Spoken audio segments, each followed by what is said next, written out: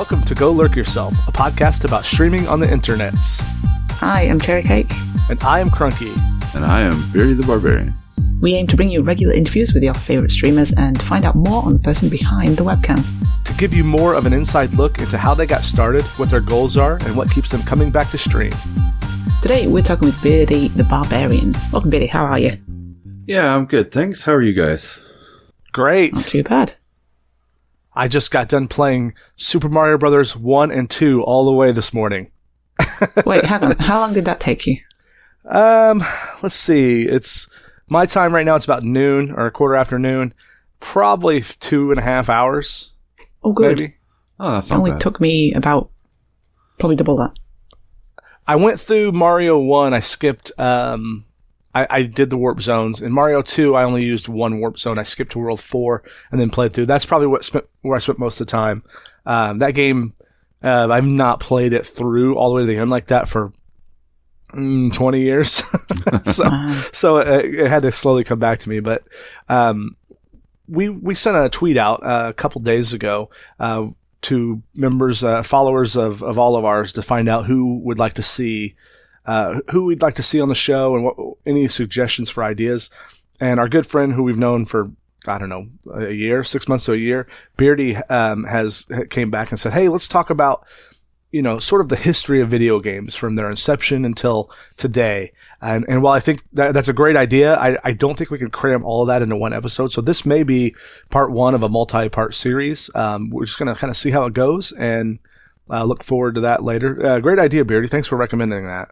Oh, no problem. Yeah, just always fun time talking about video games and getting other people's opinions and that sort of thing. So yeah, I could definitely agree with that as someone who runs a mostly video game centric podcast. In your tweet back to me, you said, we could start out like with the invention of Pong and its effect on the world. I don't know how old you are exactly. I'm going to guess you're closer to my age than you are to zero. Right. Did you play Pong as a kid? I did play Pong as a kid. I remember it very briefly, sitting in front of the old, CRT TVs with the Atari. Yeah. But yeah, I played it. So you played the Atari 2600 version? Atari 2600, yeah. What? So you didn't play the original console with the twirly sticks on it? No. Oh, well, Atari had something. Oh, you had that on there? What was yours called, Cherry? I honestly can't remember. My grandparents had it, but I remember specifically it was just like a brown, creamy box. And it had like, I honestly, I don't remember too much of it, but it had like just the two sticks that was on each side of it. So you could obviously play two-player on it. And I do remember messing around on that when I was younger. So I did a little bit of research on this, and the first arcade release of Pong, before it was a home console, in 1972, Atari and designer Alan Alcorn made an arcade cabinet called Pong, and it was basically a sports genre upright. It only had mono sound, vertical screen, and basically two wheels on it. And the reason it made so much money is because in order to play two-player, you had to put 2 quarters in. Right. Yeah. And then that got boxed up with using the same engineer, got boxed up and built a home version console that was sold under. There's a whole legal dispute between, I think, Magnavox and Atari. Magnavox was working on one. Atari beat them to the punch, but I thought that was too into the weeds for what was basically the first video game. An engineer used an oscilloscope to manufacture or to be able to control where a block was on the screen. And he and his buddies were horsing around in the laboratory one day and figured out a way to basically design Pong. And they're like, this is kind of fun. And they forgot about it for a few years until one of them got a job at Atari. And then that's history. Oh, wow. Yeah, it's pretty crazy how that all came about. So you had a 2600 as a kid, Beardy? I did. I remember playing, Pong and Frogger and Air and Sea Battle, all that stuff. Yeah, it was good times as a kid. So what were your favorite games on that system? Do you recall? Oh, it was definitely once like I said, I vaguely remember playing Pong, but Frogger was definitely like my first love as a video game. and then Air and Sea Battle with friends, just because of that had like 50 different modes in it. What is that one? Sea Battle. Yeah, I don't know. I'm not familiar with that one, Beardy. So it's basically like in Sea Battle, you're a ship on the water, and you have to shoot upwards. It was kind of doing the whole. It's like Space Invaders.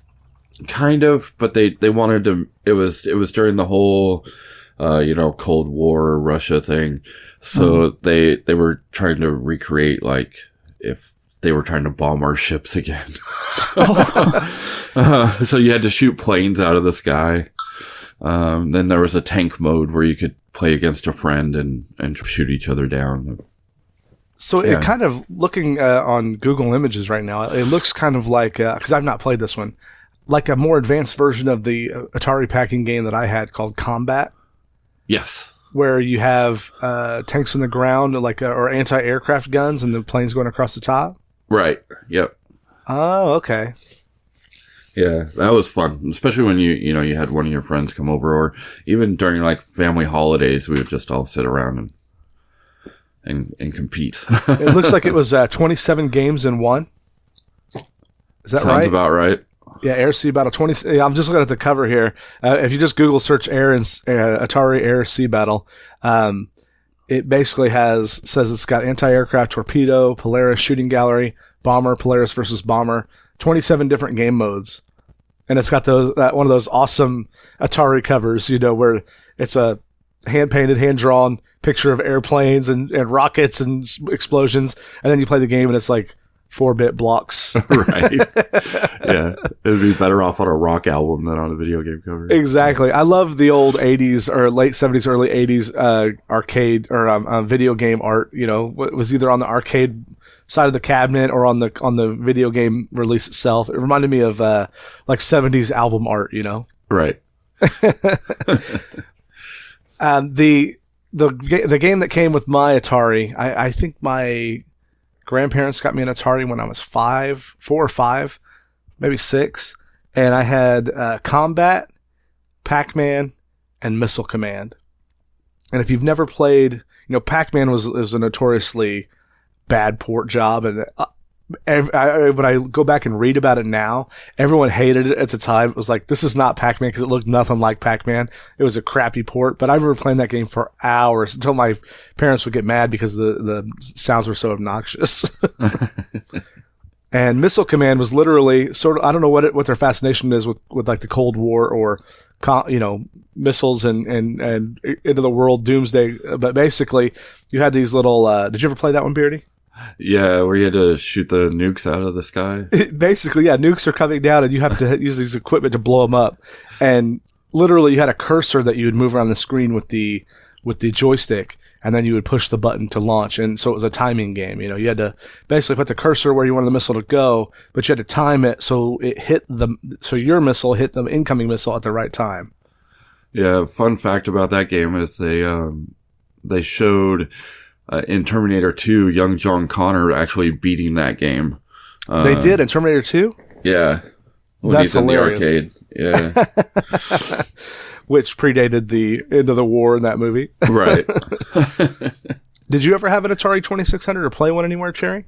No, I don't think the Atari was, maybe before my time, but I don't think it was very well, advertised over here, or it didn't really gain any ground, I don't think, anyway. It was before me, so it might have done, I don't know. Before the NES, though, you guys had some kind of system. I remember we talked on another podcast. Was it the Amiga? Yeah, we had the Amiga and the Commodore 64, which I think was around about the same, those two were around about the same time. Not as the Atari, but together. Okay. Yeah, Atari is an American company, so I don't know how. I guess I could look up how much they penetrated the market over there, but Amiga and Commodore 64, did they have combat-style games like this, or? I honestly, I have very, very vague memories of the Amiga and the Commodore 64 because it was probably the late 80s when I remember. I was born in 85, so a little bit after you guys. Just a little bit. Yeah. So, I think I remember more watching my brother and sister play it because they're older than me. So I'm assuming that there was that kind of game genre on there, but I don't recall any at the moment. Gotcha. So were there any consoles that you guys played after the Atari or the Amiga, but before the NES came out? Because when the NES came out? It came out in the US, it came out in 85. Yeah. Ooh. In EU, it came out in September of 86. So yeah, you were like 1. I started early. It came out in 83 in Japan, though. That's the day after my birthday. Yeah, wow. The Famicom. Yeah, the Nintendo Famicom. I've been listening. I've talked about this on stream, so anyone who's watching the stream is probably tired of hearing me talk about it. By the way, for those listening to the podcast, we are live streaming this. If we may get some questions from viewers, we may interject those in here. We've never done this before, so this is the first time we've tried it. But I've been listening to this Audible audiobook called Super Mario: How Nintendo Conquered America by Jeff Ryan, and it's been a really good listen for me. I've been listening to it like at work when I'm doing data entry or whatnot, and when I'm driving, and I really enjoy it. But a couple of little things have bothered me. He keeps calling it the Super Famicom, which I know that's not what it's called, and he also said something about Miyamoto being involved in the production of a Nintendo game called Eternal Darkness for the Nintendo 64, which he wasn't. That was Silicon Knights out of Canada. So I'm like, now I have to go fact check everything, every new interesting fact I find in this book. I'm finding myself fact checking, and it's mostly accurate, but just a couple of really glaring things make me go, what, really? Your editors didn't catch this? But yeah, so 1985 comes around, Beardy. Did you have a Nintendo right off the bat? I did. It was bought for me by my dad. And okay. it was a Christmas surprise. Oh, nice. Did you get Rob the Robot? No, I did not get Rob the Robot. Okay, all right. But the sad part was I didn't actually get to play it till the day after Christmas because my uncles went, "Oh, what's this?" and went and hooked it up and played it all day without me. So, oh man. Yeah. Are your uncles still around? Because you need to go kick him in the nuts for that one. Right.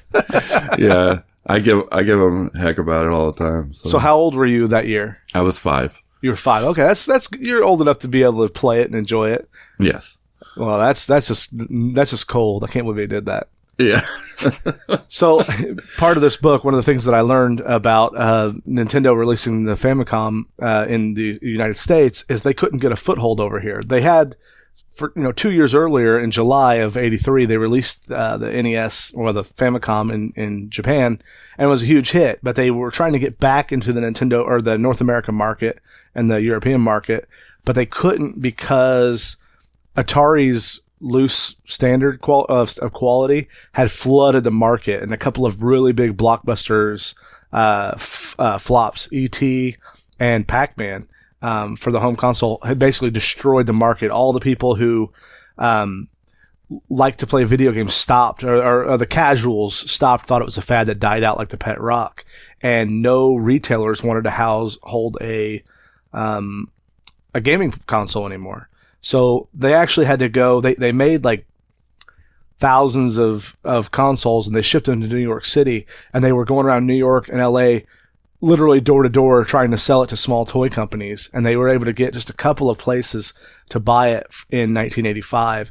And that's why the only way they got him in the door was they packaged that Rob the Robot, who, if you've ever played an NES game with him, is functionally almost way worse to use him. He doesn't respond well. The games are harder with him, but that package is really hard to come by. I actually had a friend of mine who had one growing up, but you could only get it at this one toy store before it was a hit, and they released the Power Pack that had just the light gun and the system and the Mario Duck Hunt crossover game. Yeah, that's the pack I ended up getting. Was the Mario Duck Hunt light gun, 2 controllers. Did you end up playing a lot of Duck Hunt as well? Yeah, stupid dog. They make an amiibo. Nintendo makes an amiibo with the Duck Hunt, with the dog and one of the ducks. Have you seen it? Yeah, but I don't know what it does. It does something in Smash Brothers, I think. I'm not even sure, to be honest, but I just thought it was a really nice callback to an older time. Yeah, definitely. Cherry, did you ever play a lot of Duck Hunt on NES? Did you have a light gun? No, we didn't have the NES. No, it was... Wait, you never had an NES? No, never. Oh, no. my God. I think that was because... I think it was, again, because of my age. I think I was too young. The earliest sort of proper console, apart from like the Amiga and the C64 we had, was the Mega Drive, which you guys called the Genesis. Yeah, the Sega. Yeah. So we did have, my brother had friends that had I think it was the SNES that they had, not the NES. That was, okay. Yeah, so his friend's sister used to babysit us, and we used to go and play that. I remember playing Mario on that, but I was very young when... You played Mario, probably Super Mario World? I honestly, I couldn't tell you. I really couldn't tell you. I just know it was Mario. Okay. Did he have a cape? That's usually how you know it's Mario World. No, I really don't know. I honestly can't tell you. I really don't. Don't you remember when you were 3? Come on. I think I was like 4 or 5. I don't know. Yeah. It was a while ago anyway. Beardy, when you were 5, did you play a lot of Super Mario Brothers when your uncles allowed you to play it, that is? Yeah, I love Super Mario Brothers. It was actually the game that made me fall in love with video games. Damn you, Miyamoto. Right. It was just totally different from anything I had ever played until that point, you know. And I think that's what really struck a lot of people was, you know, the side scrolling. It wasn't just a flat picture anymore, you know. Exactly. There's an interview with Miyamoto where he talks about, you know, why he came up with that. I guess at the time that they designed Super Mario Brothers, they decided they wanted to have a world you could explore. Like that was very important to him. And that's why at the time it was way harder to draw Super Mario Brothers on that technology with a blue background. They wanted it to be black because basically black didn't cost anything to populate the screen. It was just the absence of any sprites. But to have a blocky blue background, they had to put a blue square on every spot, that sprite on every spot that was the sky. And that took a lot more processing power, and his engineers were like, look, it'd be a lot easier. And he goes, no. It has to be unlike anything else around. It has to be a world where you feel like there are secrets to be found. And, you know, I don't know about you, but I poured through that game looking for every little hidden block, looking for every trick. And I think that's why when I played through it a couple hours ago, I remembered exactly where all of the little secrets are because you spent so many hours hard coding that into your brain. Exactly. So you were 5 when you got that console. Did you beat Super Mario Brothers when you were that young, or did it take you a while? I did not. I actually didn't beat Super Mario Brothers till I was a teenager. Oh, wow. The first one, anyway. It was imposing. I can remember as a kid, it was very imposing. It took me a long time to get to the end, you know? I also remember it being easier when I was a kid as well. After doing like my 24-hour stream with playing that, I got so stuck. I think my reactions have gone in the tank. Well, I think it's reactions, and to me, and I know maybe it's not the same for everybody, for me, it's patience. When you're young, and it's like, I'm going to either be bored or I'm going to do this. When you're an adult, you're like, well, I should be, you know, out cleaning my gutters today and not getting bad at a video game in here, you know? No, I thought it would have been the other way around. I thought as you got older, you learned to have patience. Some people do, I guess. Yeah. Not us. I was getting pretty salty at the end of Mario 2. I'm like, really? It wouldn't let me, let me hold an item with, was it B? And then jump. Anytime I would jump while I was holding an item, he'd throw it. And I'm like, I know I'm doing this right. Am I misremembering the control scheme? Do they not allow you to do that in Mario 2? And I could never figure it out. But I don't know. I beat Wart anyway. Yeah, and it was all a dream. And then it was all a dream. Twist. Surprise, everybody. Spoiler alert, guys, for a game released in 1988. So, did you have Mario 2 and Mario 3 as well, Beardy? I did. I remember being really excited for Mario 2 and kind of being let down because it wasn't the same. Yeah, it was a lot different, wasn't it? Yeah, and I understand where they were trying to go for it, and you know the history of the game. Yeah, they had Mario 2 in Japan, and like even I didn't realize this until I listened to that audiobook that Japan kind of shunned Mario 2 as well. That was too hard, and it was too like literally the first mushroom you find in that game kills you. It's a little bit trolly, and a lot of people say it was like Miyamoto's answer to "I don't want to make a Mario 2. Oh, you're going to make me? Here you go. You guys really want this? Here you go." So when they released it in America, they reskinned a Japanese game called Doki Doki Panic and just swapped out a few palettes and changed some of the enemies in there to give it a little bit more of a Mario feel, and then explained why it was so weird that it was all a dream. Yeah, I remember me and my aunt, she ended up being my video game buddy as a kid. Oh, nice. Stayed up. Yeah, so when that game came out, or any new game, we would stay up all night and beat it, and we literally beat that game in one sitting. Mario 2? Yeah. Wow, that's impressive. Yeah, just switching out when one of us got too frustrated or whatever. Yep. Good old couch co-op. Right. But it was interesting, that one, where they, up until that point, all we had was, Fireflower and Starman, right? Right. But then they introduced power jumps and floating, and it was like, whoa, okay, where is this taking us, Yeah, you had different abilities depending on the character, right? Right. Luigi could jump higher, a little floatier, but... Princess was always my favorite, Princess Peach, because she could actually, hover in midair. Yep. She was the floaty one. And Toad was small, but the strongest. Yeah, I was explaining this when I was streaming it earlier.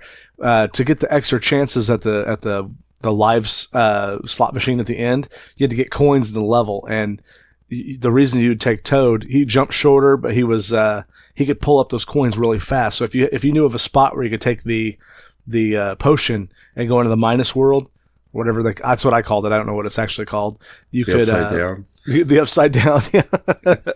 That's what they should go. They should have referred to that as the upside down in Stranger Things. That would be great. But he pulls up those coins faster. So if you need to build up a bunch of lives, you could do it. But sorry, Beardy. No, can you just check your connection with your mic, please? Yeah, you hear me now? Yeah, is it doing it to you, Beardy, or is it just me? Doing what? He's sounding a little bit robot-y. Oh, no, it sounds fine to me. It's probably just me then. Ignore it. Just your 200 millisecond ping.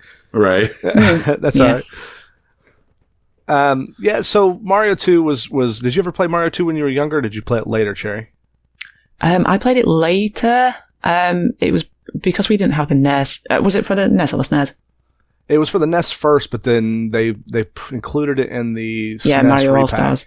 Yeah, that was my first interaction with it. Nice. I think that was probably my first interaction with Mario 1 as well, with All-Stars. Yeah. But for some reason, I don't know why, but Mario 2 quickly became my favorite one. Yeah, Dee, my wife, she loves that one. That's her favorite Mario. I think that was her first Mario as well. Is that right, Dee? She was not going to be able to answer right now, but she's I'm streaming it. She's on time delay. But I did see Mario All-Stars. By the time Mario All-Stars came out, I think I was a little bit older, and I was like, I had Mario'd myself out. Mm-hmm. But I can imagine, if you missed Mario 1, 2, and 3 and got those all in one package, that's like a hell of a deal. Was the game even full price when it was released? I don't remember. I don't know. I can't tell you. You weren't managing the family finances back then? No. Well, I was going to say, when you were saying if you were all Mario'd out at that point, personally, our family didn't have a SNES. It was my grandparents that had it, and they live across the country, 2 hours away.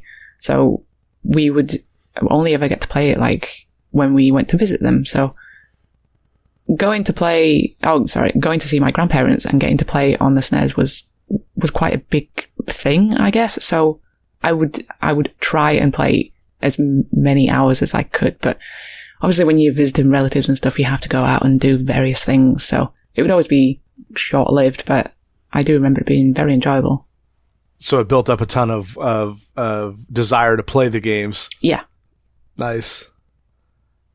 I remember having, just going off Mario, they had Mario All-Stars, they had Donkey Kong Country, and also, is it Star Fox? Mm-hmm. Yeah, they had those 3. Yeah, Star Fox is one of those games. Have you ever played that one, Beardy? Oh yeah, I played lots of Star Fox. The Star Fox for the SNES, I remember playing that when I was younger, going, I don't get the appeal. It was like real glitchy. Yeah, I was like that.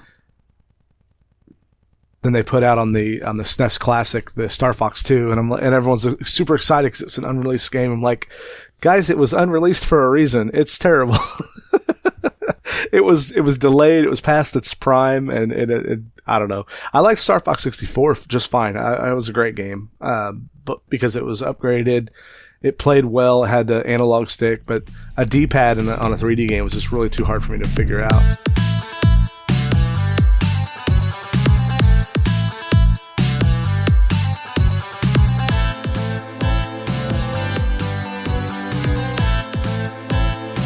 So that brings us on to Mario 3. We were just talking about this in the stream earlier. Beardy and I remember watching the advertisements for, was it called The Wizard? The Wizard, yeah. There was I don't know if it was released or when it was released exactly, but there was a movie starring Fred Savage, and who else was in that movie? Was it? I know it was Fred Savage. Was Christian Slater in that one as well? Was he? I don't know. Like he was his rival, maybe. I'm gonna just Google it here real quick because now I gotta know. Luke Edwards played his brother. Christian Slater. Christian Slater was in the movie. I thought he was, but I couldn't remember for sure. Have you ever seen that movie, Cherry? No. Even the name doesn't even ring a bell. So basically, it's about this young kid. Fred Savage's little brother is like this savant level gamer, and they have a cross country road trip to go to a Nintendo World Championship and try to win a big prize. And the game is so unusual because the game they played at the end of the movie was Super Mario Bros. 3 before it was released in America. So I remember watching the commercials going, what game are they playing? I've never seen that before, but it's clearly Mario. I remember having that exact moment sitting there watching the TV going, what is this game? How come I've never heard of it? I can't go buy it at the store. D is saying that Christian Slater was Fred Savage's older brother in the movie. Wow. Wait, what kind of year are we talking here? Oh, I don't know. Beardy, do you remember what year it was? I just had it up on my phone. Hold on. Oh, sorry. It looks 1989. 89, there you go. Okay. Wow. Did you go see that movie, Beardy? I did. I went and saw it in the theater because it was during that time when, video gaming was really big to me and it was kind of taking over everywhere. Yeah. So, yeah, I definitely begged and pleaded to go see that in the theater. That's the year Bishop's mom graduated 6th grade, he says. Wow. I have some trolls from time to time in my chat, guys. And most of the time they're Bishop. So, what do you tell us about going to see it in the theater? Do you remember much about the experience? Was it a drive-in or? It was an actual theater. I don't really remember seeing it. Okay. I remember going, but I don't remember actually remembering the movie till much later when I was like, oh, I saw that as a kid. I'm going to watch that again.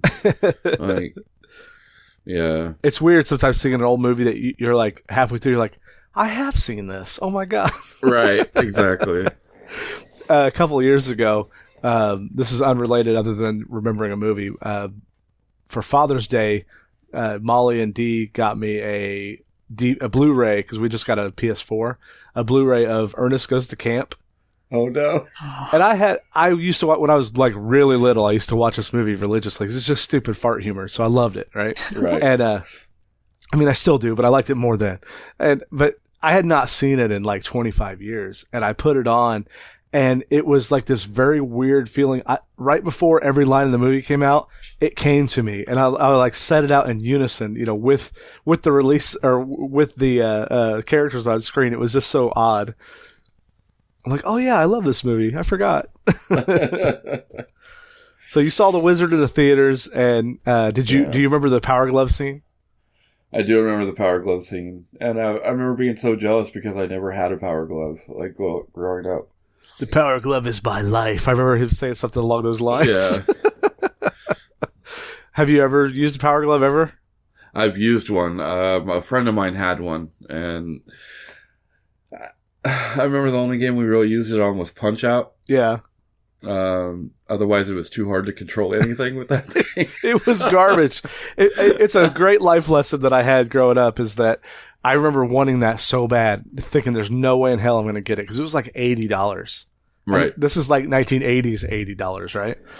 And my parents got it for me, or my mom got it for me, and I took so much grief because I used it one day, and I was smart enough to go, "Oh, I love it, thanks very much," and "Oh, it's great," but I never wanted to play it because it was crap. I remember trying to play Castlevania 2, Simon's Quest, with it, and literally, you would hold your hand out, and to move forward, you would tilt it. To jump, you would like move your finger. You could program all these things, but it was not. It had this like plastic RF thing that would go on the TV, sort of like a Wiimote sensor bar, and you'd have to put it on the side of the TV, and it was never right. No, it was technology ahead of its time. Exactly, sure. It was the Wii before the Wii. Right. So in significance of the NES, that's like those Mario games. They really changed the landscaping of games. You started to see, knockoffs come out. Games were more focused on the kiddie adventure stuff, and then along came Sega with its Sonic the Hedgehog, or the Mega Drive, or the Sega Genesis as it's known here in the States. Right. Did you ever get one of those? I did. Did you get the Altered Beast pack that came with? Remember, it came packed with Altered Beast. It did come back with Altered Beast and Sonic, actually. Oh no! I take that back. I got Altered Beast on the side. I had the Sonic 2. Oh, okay. So I didn't get it until Sonic 2.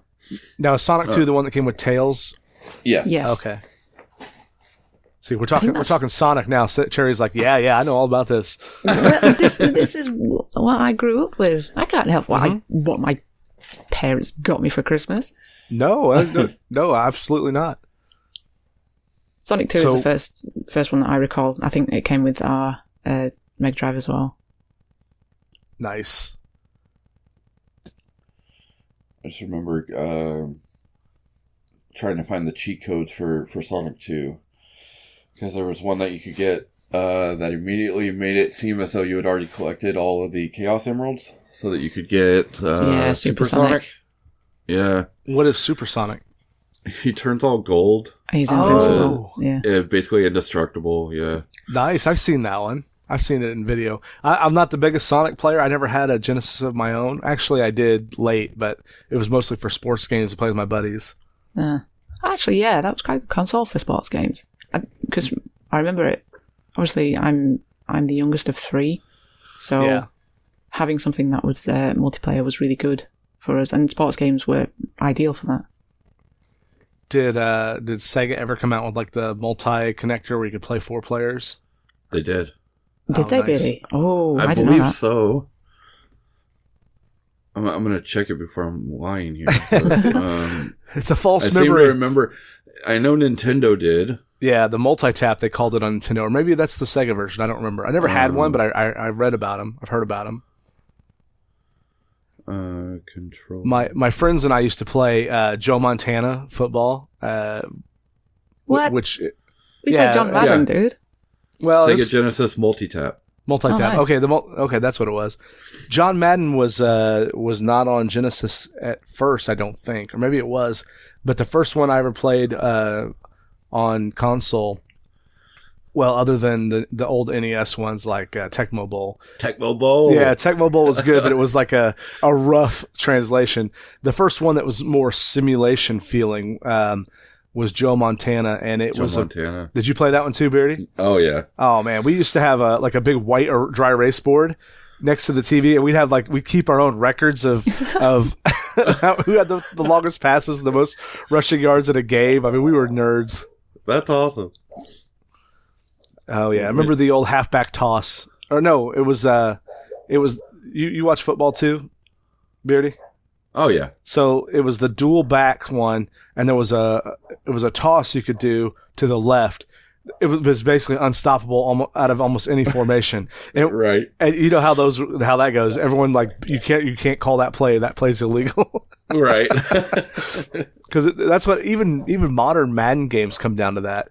There was a time when I played Madden on the PC quite a bit, back when there was a Madden for PC, where in tournaments they wouldn't let you call certain plays because there was a trick you could do. I don't think that's Buster. I think that might be. That's mine. That might be his dog. It's all right. We'll edit around it. Or we'll leave it in so you guys know this was an authentically recorded podcast with dogs and everything. Right. So what was your first, you said you had Sonic 2 and then you had Altered Beast. Did you? Altered Beast, Do both of you remember your first sports game that you played on a video game system? Other than, I guess... Oh, Tecmo yeah. The Tecmo Bowl. What was yours, Cherry? Mine was I think it was for I was going to say it was the Amiga, but I think it was called Sensible Soccer. Sensible Soccer? Yeah. It was Was like that a top-down... Sorry? Was that insulting to a British person? Uh, It's called soccer? Yeah, I don't know why. I don't know, just probably done it for the capital S as Sensible Soccer. It kind of rolls off the tongue. But basically it was just a top-down football or soccer simulation game. It was really funny. I was really bad at it, but it was fun. It was like a multiplayer as well, so I could play with my sister and brother as well. So I think that's the first one that I remember. Nice. What about you, Beardy? Oh, I'm trying to think. It was probably one of the football games on Genesis. Yeah. Since Tecmo Bowl doesn't count. I mean, Tecmo Bowl can count. That's fine. There was 12-yard or 10-yard fight, Tecmo Bowl. Trying to remember if there were any other. I'm sure there are some that we're forgetting. There's people at home. That robot one. What was that one called? Yeah, I know what you're talking about. There was a red robot with tank treads on the cover. Yeah. Oh, what was that called? Oh God. That same person's screaming out loud. They're pulling their hair out now. Oh my God, these guys don't know anything. How do they not know what that's called? At Crunky_Twitch to complain on Twitter about me not knowing the name of this game. Oh man. I can remember when my wife and I first started dating, we had it was Cyberball. Cyberball is what it's called? Yeah. Nice. When my wife and I first started dating, the Super Nintendo was popular. So it came out, I think after the Genesis came out first, then the Super Nintendo came out. And she had, I may have told this story on the podcast before. I apologize if I'm repeating myself, guys. But the big game at the time was Street Fighter. Did you guys ever play fighting games? Yes. I bet. Cherry, did you ever play Street Fighter or any? You played more Mortal Kombat, and we talked about that before. You played. Yeah, Street Fighter was never really one that I got into. It was Tekken, the one that really started me. But that's later on PS1. Right. Yeah, that's a bit later than the SNES era. Yeah. But when Dee and I were dating, we were still in high school. She found out that I liked to play Street Fighter, so she went and got Street Fighter and was going to practice and kick my butt at the game. And invited me over. Hey, do you want to come over and play Street Fighter? And then all of a sudden, she's actually knew what she was doing, pretending like she didn't. She's devious like that. She trolled you, man. She did. She trolled me hard. So, what other games for the Genesis can you remember? Did you get a Super Nintendo shortly after the Genesis, or how did that work? I actually did not get a Super Nintendo. That was one of the consoles that I passed over. My friend that I grew up with, he ended up getting a Super Nintendo, so that's where that came from. Nice. So you got to play it over there? Yeah, so Super Mario World, Star Fox. He even had the what was that thing called? The Super Scope 6? The Super Scope 6. He had that. Instead of a light gun, Super Nintendo, they made a shoulder-mounted rocket launcher. It was so bad. I wanted to like that thing so much. I got it for my birthday one year, and I'm like, this thing is so amazing. And I played it for a day. It had a Tetris-style puzzle game that was kind of fun, but instead of you've played games where you click the pieces to make them disappear. You shot them to spin them around to make them disappear. It was really wild. Yeah, the best game I ever played for Super Scope was it was this mech game. So you were one mech, and it was this. Instead of side scrolling, it was zoom scrolling, I guess. You scrolled forward. Okay, first person. Yeah, first person. You had to take down all these mechs and boss mechs, and that was actually a pretty fun one. Did that come packed with the gun itself? I think I might have played that one. I think so. Yeah. I remember it being a flash in the pan. I remember being very excited to get it, and then playing it was another story. Right. Oh, man. And you had a Super Nintendo, right, Cherry? You just said I think your family did. Yeah, no, yeah. Your grandmother My grandparents had it, yeah. That's right. Did you guys ever have the gun? No. We were never that fancy, no. Oof.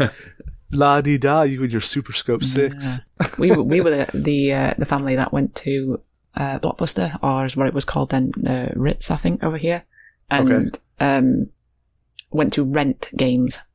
Oh, wow, I did that plenty. Oh, yeah. It was a great time. They used to rent the consoles and the games. In fact, Nintendo was resistant to Blockbuster letting them rent their games at first until Genesis and those guys started like really taking over. They're like, oh, maybe we ought to not shut off our potential customer base. I just remember one that we got, which I don't know how or why we got it, but it was F-Zero. If you guys remember that one. Oh yeah. But I remember that one being like really good. I really remember enjoying playing that one. Yeah, F-Zero was a lot of fun. I played the heck out of that one on the Super Nintendo. I want to say the big Super Nintendo games that I really remember playing a lot were F-Zero, the Mario World. I had Street Fighter 2 a lot, and then my first introduction to a sim game was Sim City on the Super Nintendo, and that game blew me away. I did not know that was on the SNES. It was kind of a stripped down port of it. Did you ever play it, Beardy? No, I didn't even know it was on there. Yeah, I mean, because you figure you're trying to play a game, but instead of having a mouse you could point and click with, you had to like drive it with a D-pad. It's funny enough that it comes up because in listening to that audiobook, there was a mouse that came with Mario Paint that actually worked. Wow. On SimCity eventually. You know, did you guys ever play Mario Paint at all? My friend did. Okay. The same one that had the Super Nintendo, yeah. I had a Mario Paint which came with the mouse and I loved it. The music maker on it was really neat, and then it had like mini games and the painting was fun. You could animate stuff. But what's really was interesting is if you go look at Mario Maker now, there are some design elements in Mario Maker that started out in Mario Paint. The undo dog was there. Some of the noises that they make, the rocket that you click to erase everything. That's all right out of Mario Paint. Right. And 20 years later, they just, we have these assets, let's reuse them. But Mario Paint was a way ahead of its time. I mean, you think about it, it predates Microsoft's Paint. A lot of people don't think about that, but Microsoft Paint's the old beat-up thing that they discontinued already, but Mario Paint was before that. That's crazy. So let's see. We've gone through the Pong era. We've talked about NES and the games between the systems that some of us had between those. Did you guys ever have anybody here have you said you had a Commodore 64, Cherry? Yeah, I did. Yeah. Did you ever like do any of the programming stuff on that? Because it was more of a mini computer, right? No, dude, come on. How old would I have been when that came out? I know I'm smart, but I'm not that smart. Well, I mean, that's usually if someone who takes to computer programming, that they usually got started on that. And you know, when you're young, you're open to anything. You don't realize that it's a thing only smart people do. You're just like, oh, this is how this works. You just do it. No, I was much more just in it for the gaming. And even then, like, the Commodore 64 was like a really dodgy kind of computer. I don't know if it was just the one that we had, but it was 50-50 whether the game was actually going to load or not. Wasn't it tape driven? Yes, it was. Like cassette tapes? I never had one, but I've seen them. Did you ever have anything like that, Beardy? No, we never had the Commodore. The closest thing I can remember to even doing any kind of programming for gaming was, or trying to type in programming language was on our first PC. Yeah, but much later than that, I'm guessing. Yeah. Growing up, we're talking like NES era, there was a Atari before Atari faded away. They had the 2600, which we talked about. Then they also released some other consoles, and I was so young I don't really remember the number, but it was like a 7800 or something like that. And it was like the home PC. It actually took floppy disks, and I can remember playing. Going, you talk about going to your grandparents to visit and play video games. When I was real young, my parents got separated, and I would go visit my dad on the weekends. And down the street from his house was a friend of mine that I'd play with from time to time. He had one of these, and we'd go over there. And I remember watching him load up Spy versus Spy, Karnov. Oh, I remember that. And yeah, some of these other games, but he'd have to load them up on the disc. And I remember I was like magic. He'd like know the command line to load drive A and, run the game. And, it was just wild to see that stuff. You got to remember, this is late 80s when that was going on. Yeah. It was like right out of a Matthew Broderick movie or something. War games. So after the Super Nintendo and the Genesis era, do you guys remember your next console? Yep. What was yours, Beardy? The Sega Saturn. You had a Sega Saturn. Wow. I did. I had that overpriced big old brick. Oh, wow. I begged and begged and begged, and everyone was like, including my dad, who ended up buying it for me, he's like, no one is ever going to play games on a CD. Oh, wow. It's crazy. No one will ever do it. I didn't even realize the Saturn was a CD-based game system. Yeah. It came out, because you had the Sega CD drive that came with Sega Genesis, or that you could add on to Sega Genesis late in its life cycle, and that came in. They basically integrated that drive to make the Sega Saturn. Okay. I remember the Sega CD, but that was for the Genesis, right? Right. I had a friend of mine who had that with that game Night Trap. Oh, wow. That's just got actually re-released, hasn't it? I think it did. Like, and it's so cheesy and bad now that it's like a... Yeah. It's like a meme joke. in itself, isn't it? A meme, that's the word I was looking for. So what games did you play on the Sega Saturn? Did it have a Sonic game? No, it was, it had a whole bunch of ports of like arcade games at the time. So it had Virtua Fighter. Oh, wow, yeah. And this one shooting game, Time Crisis? Time Crisis, yeah, I've heard of that one. No. That's for the PS. That's later on. Crisis. Yeah, I can't remember, but that was fun. And just a whole bunch of games, like just random. Mr. Bones, is that one of them? Mr. Bones. B-Shiv in chat says that he had a Saturn. It was so long ago.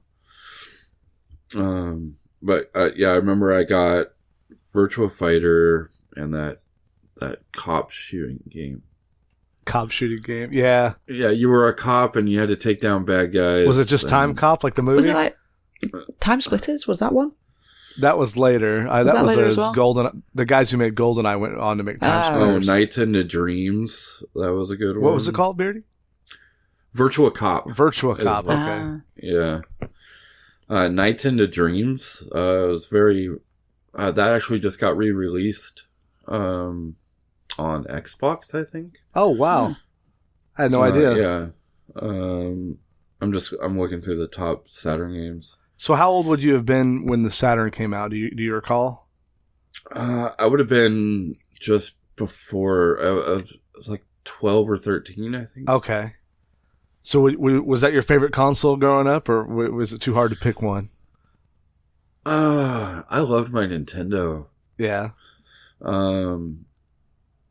Just so many great memories with that.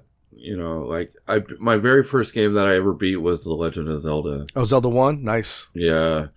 And I remember, again, me and my aunt stayed up all night playing that. And it just so many, I think it's that whole, like, me and my aunt fond interaction. Like, that makes that the best for me. Yeah, I had a good friend growing up that lived down the street from me, and we you know, like you said, on the weekends during school or in the summertime, it was nothing for us to go to Blockbuster or whatever. Well, it was before Blockbuster, and we'd rent a video game and play it all night. And there's just nothing like that. Knowing you've got the whole weekend, it's this magical moment of, I'm just going to video game until my eyes fall out of my head. Exactly. Yeah. Oh man. And sometimes I've found that, cause you stream on Twitch too, for those who are just here, it'll be in the show notes too, but you guys can reach Beardy at BeardyTheBarbarian on Twitch TV. I found that streaming gives me a bit of that that couch co-op feel going through a game with other people who can chat with you and interact. It's so true. And I think that's why a lot of people have taken to streaming on Twitch, is because of that feeling. You know, the community that we have, we're hanging out with each other while we game. We all know we have the shared interest. We may for fun joke around about which system or which video game system's the best. Like, for example, B-Shiv thinks Xbox One is not trash. Wow. Get out. You mean my Netflix machine? No, I'm joking. There's nothing wrong with the Xbox One. It's fun. I shit on consoles for fun because I like PC gaming, but I have, in this room I'm in right now, 6 consoles in here. So I'm fine with consoles. I grew up on consoles. They're great. Right. I had an Xbox One for a while, and then I realized I'd made a huge mistake, and I rectified it. No. all of the exclusives for that console got shelved, but we were talking about, sorry, I'm kind of all over the place. We were talking about the Sega Saturn. What was your next console after the Mega Drive, Cherry? Do you recall the next one you either had or you had access to? After the Mega Drive, I do remember having the Master System, but that was before. Yeah, that was before. I didn't know you had a Sega Master System. Yeah. That was very, very not very popular in the States. I actually knew somebody who had one, but it wasn't popular at all. Yeah, that was a very niche thing. Yeah, I don't even know why we had that. And there was literally 2 games that we had for it, and one of them was probably built in. Yes, it was Alex the Kid, which was like a rock paper scissors game, which was ridiculously hard to beat, if possible, impossible to beat. Alex the Kid was Sega's answer to Mario. Shut up, was it? No, he was going to be their big guy until Sonic blew up. Oh god. That's why he was on the Master System. He came bundled with the Master System. Sorry to cut you off, Cherry. No, it's fine. After the Mega Drive, I don't really recall much apart from the PlayStation. I think that was probably the next big one that I remember anyway. Oh, right. So when did you get a PlayStation? Do you remember? Oh, no. My memory is shocking. What games did you get with it when it came out? With the PlayStation?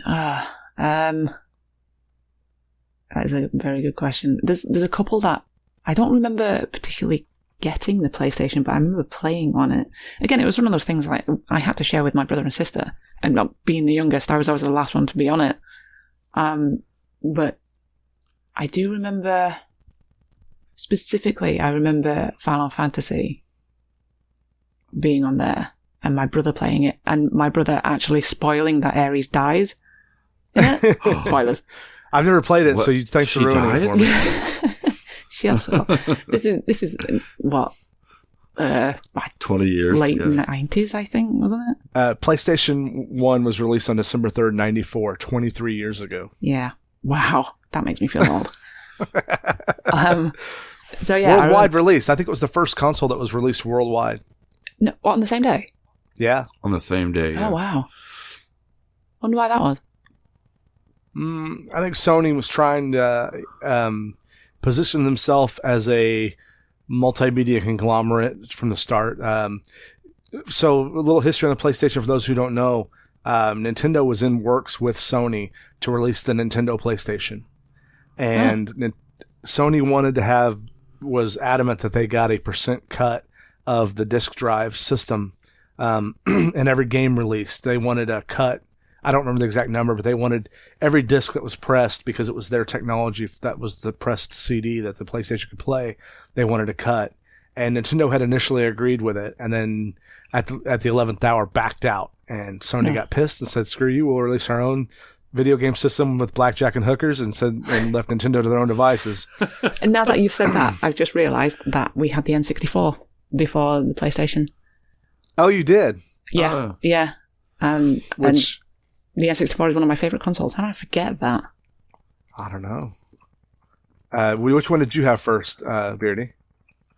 I had an N64 before PlayStation. Yeah, I've never had a PlayStation 1. Never did. Really? Yeah, the You had the PlayStation N64, launched. Yes, I did. I did have an N64. Good. So, 94, the PlayStation came out. In Japan in 96. It was 2 years later before the Nintendo 64 came out. I didn't realize it was that big of a gap. So you must have got a PlayStation 1 Oh, late. so I had a PlayStation first. Oh, you did? Yeah. Did you get it when it was released? Nope. Yeah, I think we got If ours it came out after. in 94, then I had it after the 64. Because I still remember why I bought a PlayStation. Why did you buy one? Why did you? So I was dating this girl at the time, and I remember I walked in to her house and went past her sister's bedroom, and she was playing, unbeknownst to me at the time, Final Fantasy VII. Yeah. And it was the cutscene with Cloud on the motorcycle. Oh, yeah. From And the I am commercial. like- right, but I hadn't even seen the commercial, and I was like, what in the world is this? And she told me. I went out that night, bought a PlayStation and Final Fantasy VII. I could just see you right now. You just walk away from the girl you were over there to say, hey, sorry, baby, there's a video game out. I got to go. Yeah. I hope you didn't go buy it, Beardy, and expect like those graphics all the way through. No, because I sat there and watched her play it like for a minute, and I was like, I've got to have this. I've just got to have one. That's sort of the way I was when the N64 came out. I've told this story before a few times, maybe not on podcast, but when I think I'm even older than you, Beardy.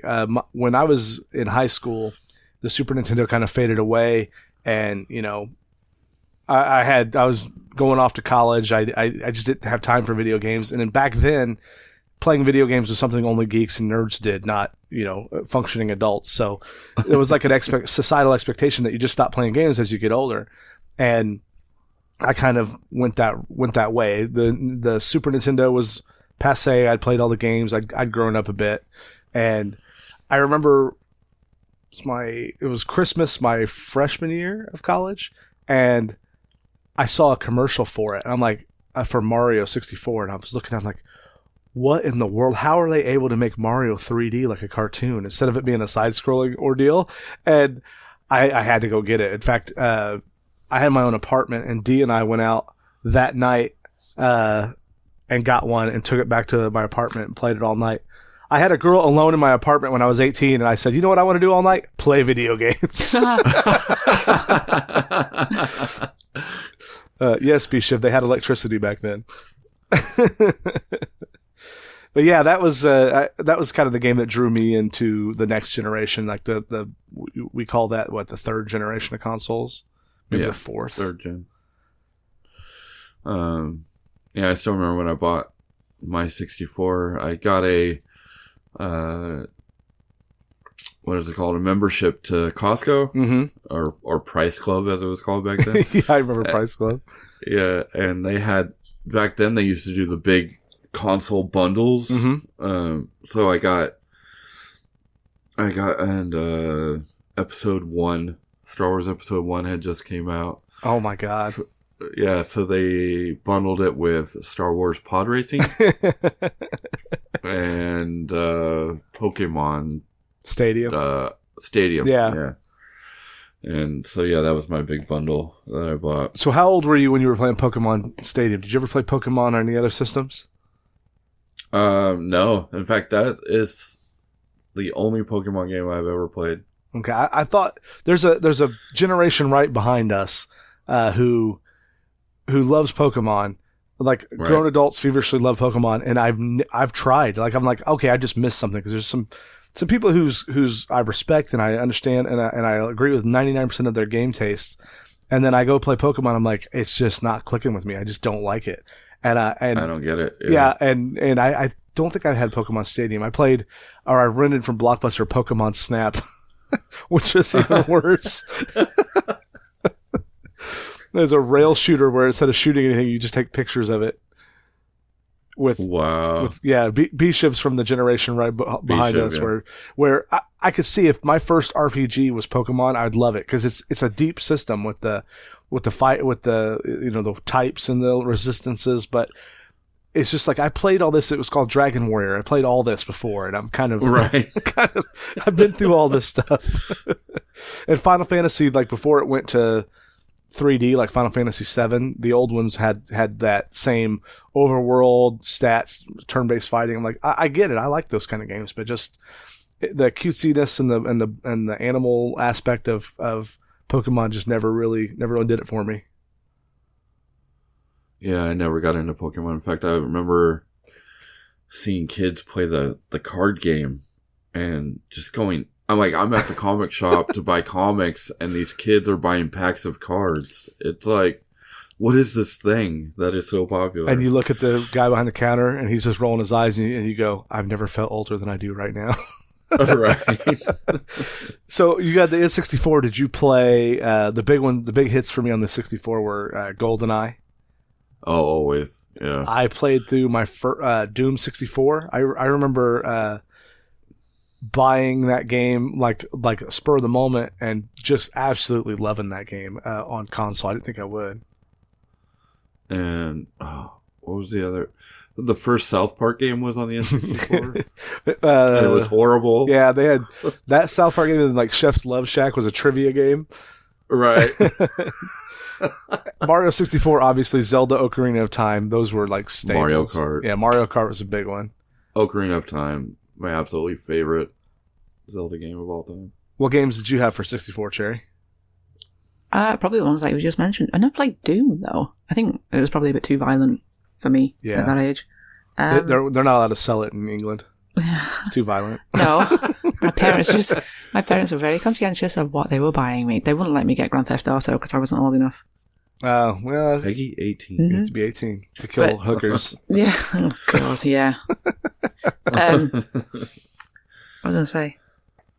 Oh, GoldenEye was definitely one of my favourite ones because, again, with the multiplayer system, when you could play multiplayer on N64, I think that introduced me to like proper multiplayer where it's like split screen and like not shared controllers. You had your own controller, and the N64 had 4 ports for controllers anyway, so you didn't need like an extension to make it work. So playing GoldenEye multiplayer was definitely a highlight of my childhood, playing with my brother and sister, and usually I was getting killed. You were just there to be fodder for your brothers and sisters in the game. Pretty much, yeah. Because one of them would always choose Oddjob, is it? Oh, yeah. And he was. Who was it? I tell them that they're cheating. Yeah. I'm irrationally angry about them beating up on their little sister while they're playing as Oddjob. That's bullshit. Yeah, no, yeah. Or you play the Man with the Golden Gun mode. Yes. Yeah. One shot, one kill. Ah, yeah. I still remember the music. Yeah. It's so classic, but it's so good at the same time. So Dee and I, we weren't married yet, but we were living together, and we had some friends. We'd come over and we'd have a few drinks and play that game for just way too long. I mean, I can remember sitting in our apartment. Oh my God, the sun's coming up. We got to turn this off. Oh man. I remember those days. I didn't mind because I worked real late shifts, so I'd get home at 10 o'clock and I'd game all night. I don't give a damn. And then Perfect Dark came out after that, which is just like an evolution of that. I love that game too. Yeah, it was built off the same engine. I think. I missed out on that one. It basically is GoldenEye, but just refined down. It was a change of scenery. Aliens. Yeah, aliens were the enemies. Oh, right, okay. So some of the later guns had like alien tech. There was a sniper rifle you could shoot through walls with. Yeah. Right. Which, you know, if you think a golden gun sucks, imagine just dropping dead and you have no idea where your enemy is. And you could turn invisible. It's just like playing PUBG. Man. Wait, how did I die? Did you guys ever play Turok? Do you remember that one? Yeah. Turok Dinosaur. Yeah. Yeah. Yeah, more like Turok. I can't play this game because I suck at it. No, no, Beardy, the game itself was pretty trash. Yeah. It was just cool because it was like, what if you asked a 5-year-old to make a video game? I want giant dinosaurs and I want big rocket launchers and I could shoot them. Yeah. Sold. Yeah. Let's make that game. Let's do that. Yeah. And if the dinosaur could be half robot and have a chainsaw in his arm, I'd love it. Amazing.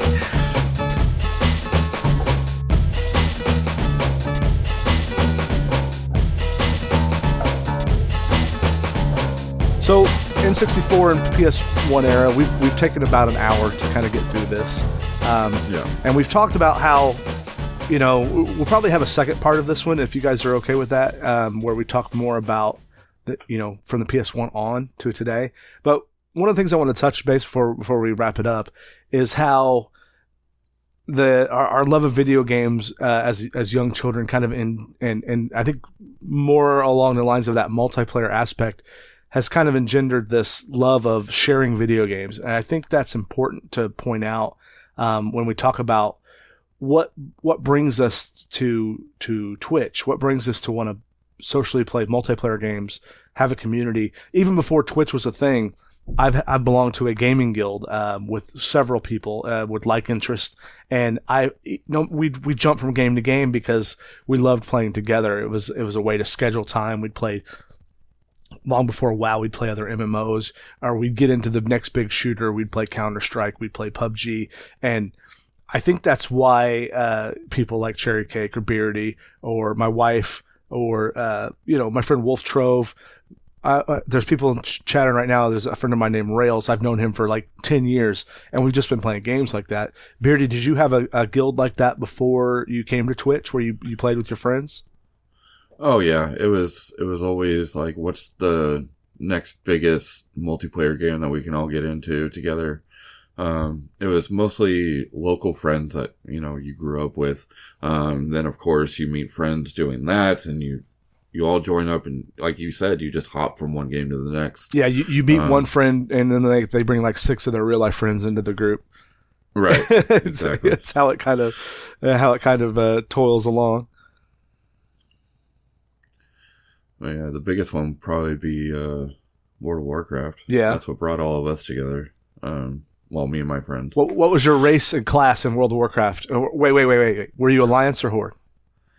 I've been both. Okay. But when I started, my friend actually brought me back into the game, and he was like, "Oh, you should totally come. We got a guild and we raid, blah blah blah." And I'm like, all right, whatever. And I asked him what he needed, so I ended up. My first class ever was a Worgen Shadow Priest. Wow. Ooh. He is still alive. He is still my main. And that's how I know you're a poser, because your first one was a Worgen. They didn't come into like the 3rd expansion. Fourth, actually. And yeah, well, I did start in BC in Burning Crusade. But being an MMO game, I didn't have anyone to play with. So I eventually got bored. I didn't realize you could actually like reach out and make friends. What are these friends you speak of? Right. And so that's when he brought me back in mid Cataclysm, and he was like, "Dude, it's gotten so much better." And I was like, "All right, yeah, sure enough." I've been playing that game ever since. And you're still playing today, right? Yeah. What do you think about the new expansion? It's called something Battle for Azeroth. Battle for Azeroth. Is it out yet? No, it's coming out in September. It's like PvP focused, they say. They're making a bunch of changes. So instead of having the actual PvP realms, you can actually opt into a PvP mode. Okay. So in any major city, you can turn on PvP. And once you leave the city, there's I believe they haven't announced what the actual time frame is. Okay. But you have to stay in PvP for a certain amount of time before you turn it off. Wow, that sounds a lot like an MMO that we played, my friend Rails and I played years ago in Gorby, called Dark Age of Camelot, where there was like a PvP flag that could be triggered. Like if you attacked someone, it would trigger you for PvP for a time, and then it could reset. Right, and you could do that today. Like if you wanted to, you can challenge people, right? Yeah. But now the whole reason why Blizzard explained why they're doing this is, say I was on a PvP server, but I wanted my friend to play, but he's not into PvP. Oh, okay. So now they're getting rid of that completely, they want it to be more community based as they go along, which I'm completely all for. Gotcha. Yeah. Even though I don't PvP. It's like I go in waves in PvP where like I like to do it, but I think that's a smart move what they're doing if they're going to allow you to like toggle it, because there's times where you just don't want to. It's like, I want to get on, and I want to play for an hour, and I want to go accomplish 1, 2, 3 that aren't PvP related. Well, on a PvP server, good luck. Especially if it's in a high traffic area.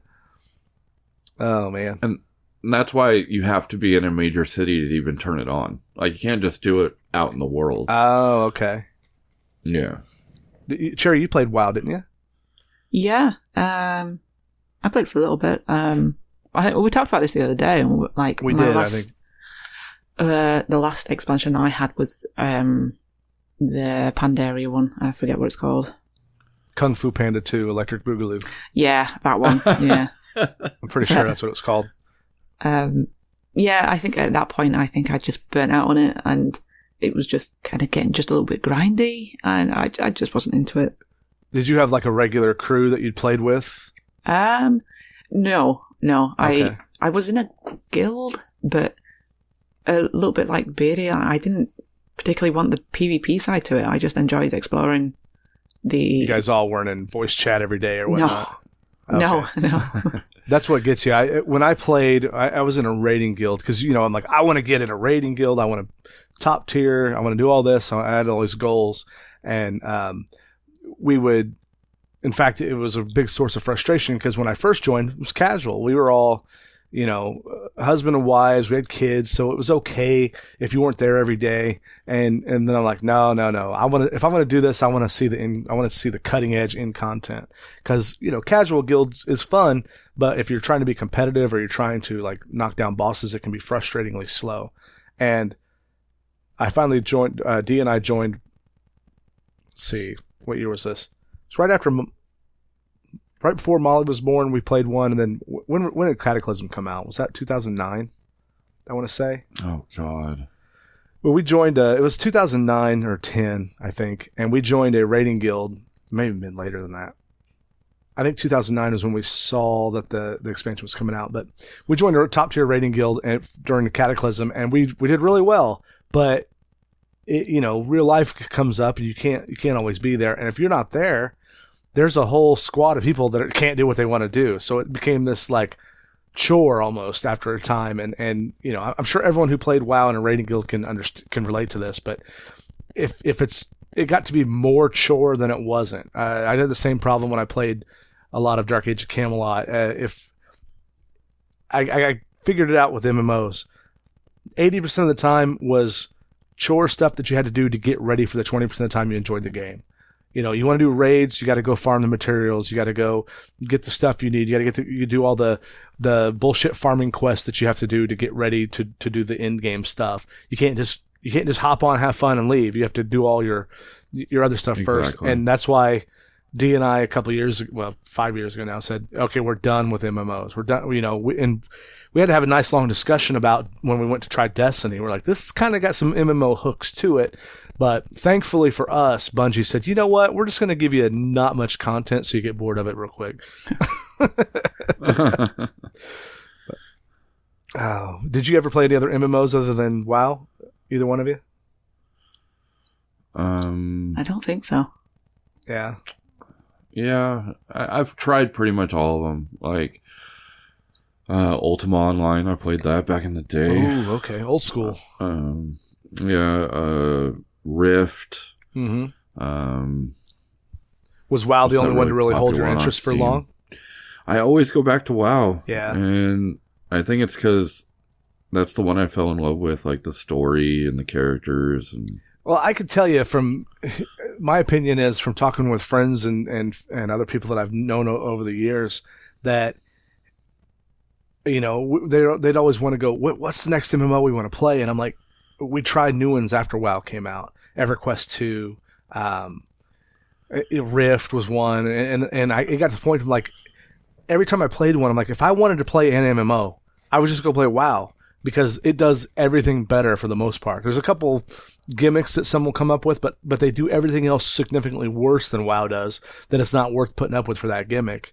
And right. I think I got burnt out of the genre, not necessarily the game WoW. I think I got burned out of MMOs because I played them like a crack addict. I mean, I couldn't get enough. I'd play them around the clock to where it was interfering with my real life. Which is probably more of an indictment on me than it is of WoW. Yeah, that's the thing I really had to learn was lifetime management. Like, I had to, because I was that guy that would sit on WoW for 12, 15 hours a day and grind it out. And I started seeing my other friends who I didn't game with, like, didn't want to hang out anymore. Are you cheating on me with WoW, man? That'd be all, yeah, that'd be all I would talk about. And yeah, it's just, now that I guess that I'm older, you know, when you're balancing work and family life and because you have kids, right? Everything else. Yeah. And so when you have to balance all of that, you know what your block is for gaming. Mm-hmm. And that's what you have. Yeah. So, there's just, you know, if you only have a couple hours a night to game, that's enough time to get logged in a WoW and get to where you need to go to find out what you're going to do. And then right. Whatever else you plan is gone. Okay, I'll do that tomorrow. Yeah. You guys want to just pause this raid right here? I'll be back tomorrow. No, but dude, get out. Right. Well, speaking of managing time, I think we're going to call this the end of part 1. And then we'll have a part 2 at a future date. Beardy, how do people get a hold of you on social media? Obviously you can go to twitch.tv/BeardyTheBarbarian. You can get me on Twitter at Beardy_619. It was so funny because your Twitter ID, Cherry's is Cherry518 and yours is Beardy619. Oh, that's awesome. It's really weird. I was tweeting out that we were going to do this live podcast. I'm like, that's weird. Their Twitter numbers are so similar.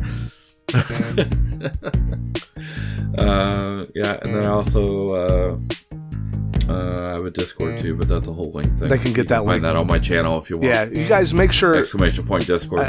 I don't have people on this podcast unless I know that they're good streamers and fun and good people.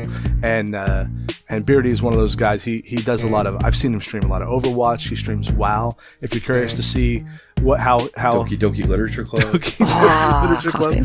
There, you got to go see that. But if you're curious to see how an adult, and this is real important to me to communicate this to you guys, if you're a parent and you're a gamer and you're trying to balance those things out, go to Beardy's channel and talk to him and watch how he plays WoW like a responsible adult instead of like how I would do it, and and say hi to him and give him a follow and a like, guys. He's a real good dude.